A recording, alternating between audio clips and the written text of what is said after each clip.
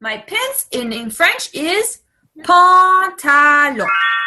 Here we go. I have pantalon. Athena, do you want to do the next one? What is this body part? La main.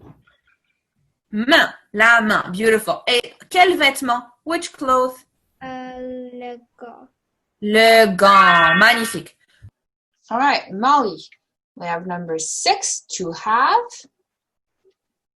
Avoir. Very good. Justin, number 2 to say dire. Very good. Du vin, de l'huile et un rôti. However, if I tell you le vin vient du raisin.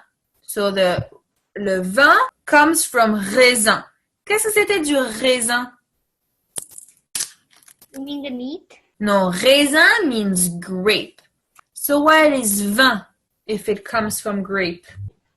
Wine that's from the grapes? Yes, so wine here comes from the grape. Donc le vin, it's some wine. So I'm going to have to go here, and that's easy for me because it's the same answer than before. Ils ont, same answer.